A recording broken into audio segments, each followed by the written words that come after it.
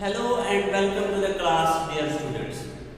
Dear students, we were discussing about the chapter metals and non-metals.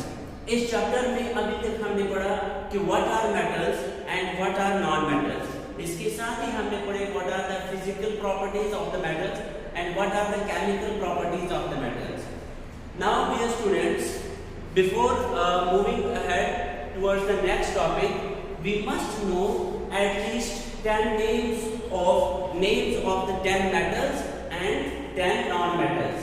हमें आगे जाने से पहले कम से कम 10 मेटल्स के नाम और 10 नॉन-मेटल्स के नाम लर्न करने चाहिए. इसीलिए मैंने जो आज का टॉपिक है वो मेटल्स और नॉन-मेटल्स जो है 10 नेम्स लिखे हैं मेटल्स के और 10 नेम्स नॉन-मेटल्स के.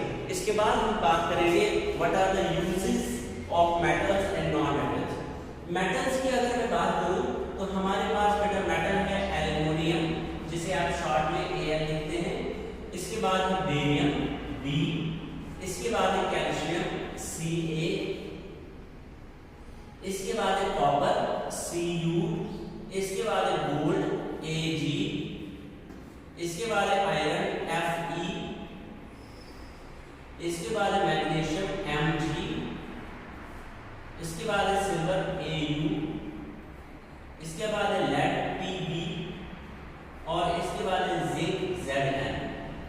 कम से कम ये 10 मेटल्स के नाम आपको लर्न करना मस्ट है. अगर ऐसे नहीं तो जैसे आपने कल के केस में देखा या पिछले लेक्चर में देखा कि जो हमने रिएक्टिविटी सीरीज में मेटल्स को अरेंज किया है कि हाईएस्ट रिएक्टिव मेटल कौन सा है और लोवेस्ट कौन सा है, उस सीरीज के अकॉर्डिंग भी मेटल्स भी को आप लर्न कर सकते हो. और वो भी मेटल्स ही है और ये भी वही मेटल्स है, यहाँ पर रैंडमली हैं और वहाँ पर रिएक्टिविटी सीरीज में रखे गए हैं. आप चाहे ये वाला याद रखो वो वाला, लेकिन 10 मेटल्स का नेम एटलीस्ट लर्न करना है. सिमिलरली हमारे पास नॉन मेटल्स हैं. हाइड्रोजन नंबर 1 है हाइड्रोजन, जिसे आप H से रिप्रेजेंट करते हो. नंबर 2 है हीलियम, जिसे हम He से रिप्रेजेंट करते हैं.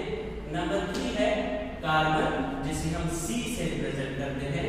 नंबर 4 है नाइट्रोजन, जिसे हम N से रिप्रेजेंट करते हैं. नंबर 5 है ऑक्सीजन, जिसे हम O2 से रिप्रेजेंट करते हैं. नंबर 6 है फ्लोरीन, जिसे हम F से रिप्रेजेंट करते हैं. नंबर 6 है फास्फोरस, जिसे हम P से रिप्रेजेंट करते हैं. नंबर 7 है सल्फर, जिसे S से रिप्रेजेंट करते हैं.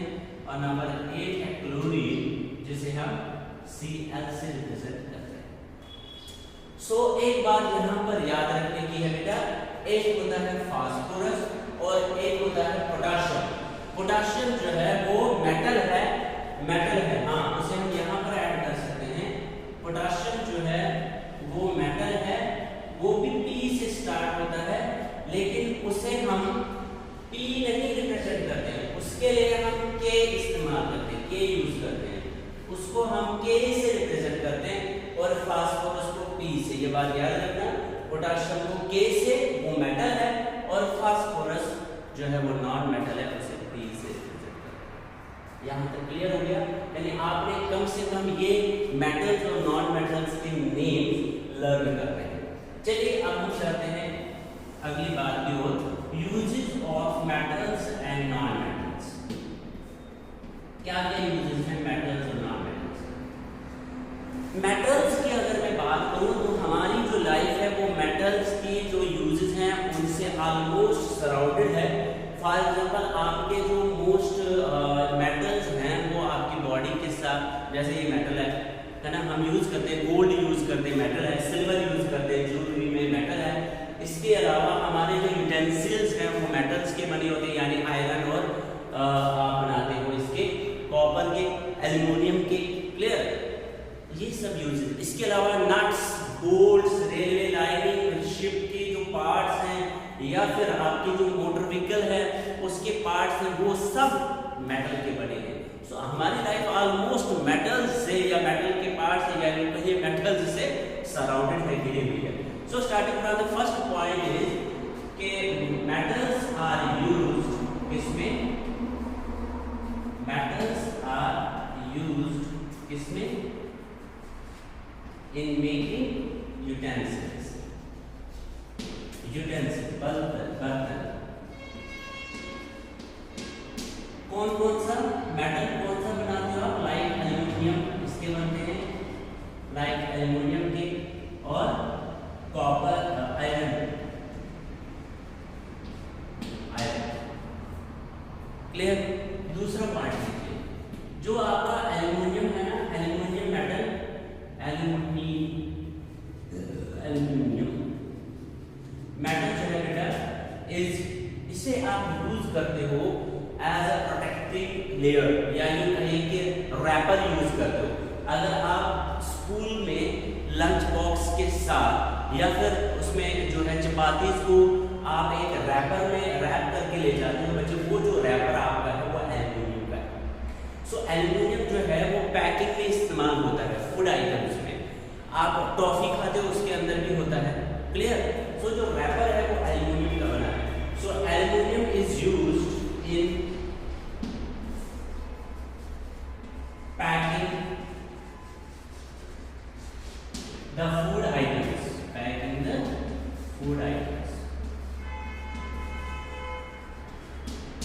clear। now आगे चलते हैं।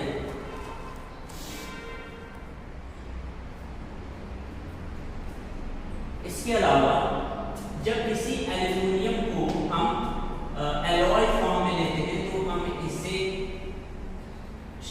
एरोप्लेन्स भी बनाते हैं। Aluminium is used in making aeroplanes, लेकिन किस फॉर्म में? एलॉय फॉर्म में, एलॉय फॉर्म में, क्लियर। इसके अलावा हम क्या करते हैं, आयरन का जो आपका आयरन है ना, आयरन मेटल, उससे हम नेल्स बनाते हैं, कील जिसे हम कहते हो, कील, नेल्स, नट बोल्ट्स, इसके अलावा रेलवे लाइनिंग्स,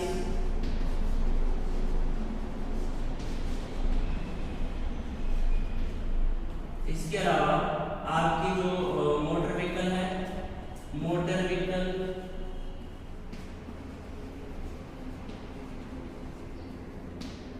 ठीक है। इसके अलावा ब्रिजेस,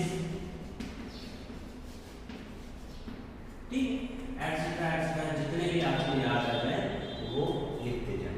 आयरन मेटल से ये सब चीजें हम क्या करते हैं, आयरन मेटल को इन सब के मैन्युफैक्चर के लिए, इन सब के जो है हम यूज करते हैं। इसके अलावा जो आप जेवरात यूज करते हैं वो मोस्टली गोल्ड के बने होते हैं। सो सिल्वर एंड गोल्ड, ये भी मेटल है बेटा, सिल्वर एंड गोल्ड, ये दोनों यूज किए जाते हैं। कहा ज्वेलरी में आर यूज्ड इन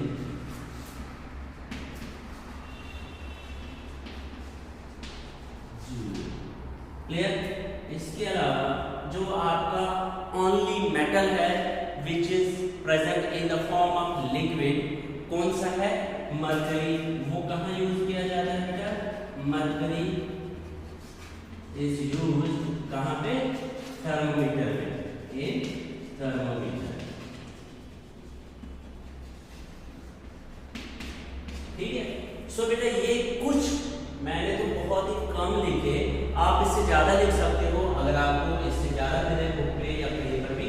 तो ये कुछ यूजेस हैं मेटल्स के। हमने कहा कि metals are used in making utensil, हम बर्तन बनाने के जो है यूज में लाते हैं। आयरन है, कॉपर है, एल्यूमिनियम है, इनसे हम क्या बनाते हैं? यूटेंसिल बनाते हैं। इसके अलावा एल्यूमिनियम जो है वो हमारी पैकिंग फूड आइटम्स में यूज होता है, यानी जो आइटम्स हम फूड की पैक करना चाहें तो उसके लिए रैपर कौन सा इस्तेमाल करें? एल्यूमिनियम का। इसके अलावा एल्यूमिनियम एलॉय फॉर्म में यानी मिक्स फॉर्म में हम यूज करते हैं एरोप्लेन्स के पार्ट्स बनाने में और एरोप्लेन बनाने में। इसके अलावा आयरन मेटल से आप नेल बनाते हो, बोल्ट्स बनाते हो, रेलवे लाइन बनाते हो, मोटर व्हीकल बनाते हो और जो है ब्रिजेस बनाते हो, एटसेट्रा एटसेट्रा एटसेट्रा, बहुत सारी चीजें। और भी इसके अलावा जो सिल्वर एंड गोल्ड जिसका आप इस्तेमाल करते हो वो आपके इसमें जो है जेवरात में यूज हो जाते विच is present in the form of liquid, वो थर्मोमीटर में इस्तेमाल करते हैं, जो कि बॉडी को टेम्परेचर मेजर करने में हेल्प करता है। ये देखा बेटा किसका, मेटल्स का। चलिए अब बात करते हैं नॉन मेटल्स।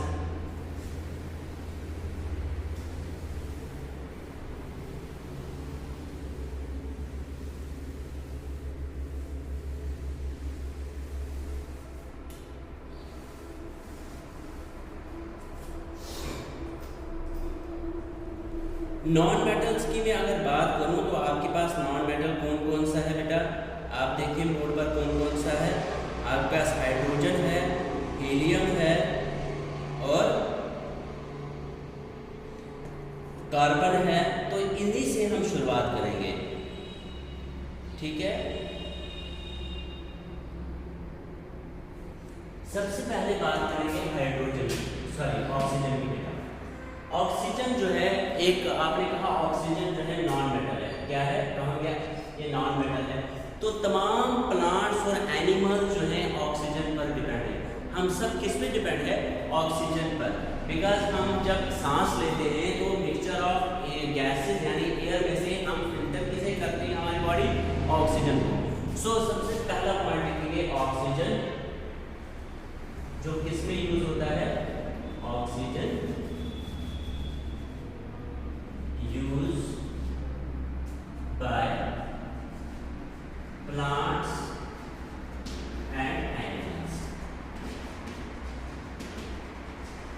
ठीक है, पहला हो गया। दूसरा है बेटा, इसमें देखो क्लोरीन लिखा है, क्या लिखा है, क्लोरीन। इस क्लोरीन को हम यूज करते हैं एज अ, आप कहिए कि जब भी आप कभी कभी पानी पीते हैं और आपने उसको आपको उसका टेस्ट जो है वो थोड़ा सा अलग अलग लगता है, यानी थोड़ा टेस्ट अलग लगता है, वो किस कारण, हम उसमें ऐड करते हैं क्लोरीन, ताकि उसमें जो बैक्टीरिया है वो क्या हो जाए, वो खत्म हो जाए, वो डेड हो जाए, ताकि आपकी बॉडी जो है वो सेफ रहे। क्लियर। सो इस वजह से हम इसे यूज करते हैं as a disinfectant substance. So chlorine जो है, chlorine is used as a disinfecting substance किसके लिए, to kill the bacteria, to kill the bacteria। आप इसे घर पर भी इस्तेमाल कर सकते हो। आपकी जो टैंकी है, छत के ऊपर टैंक है, उसमें क्लोरीन ऐड करिएगा, ताकि उसमें जो भी बैक्टीरिया या प्रेजेंट हो, कोई भी लिविंग ऑर्गेनिज्म जो हार्मफुल है बॉडी के लिए, वो उससे जो है डेड हो जाएगा। क्लियर। इसके अलावा हमारे पास नाइट्रोजन है बेटा, क्या है, नाइट्रोजन है। नाइट्रोजन कहाँ गया, नाइट्रोजन, ये है नाइट्रोजन। नाइट्रोजन हम यूज करते हैं, अगर आपने वो चैप्टर जो पढ़ा है ना, फूड प्रोडक्शन एंड मैनेजमेंट, आपने वहां पर पढ़ा है फर्टिलाइजर्स के बारे में। तो नाइट्रोजन जो है वो इसे हम यूज करते हैं फर्टिलाइजर्स के बनाने में, इन फर्टिलाइजर्स में।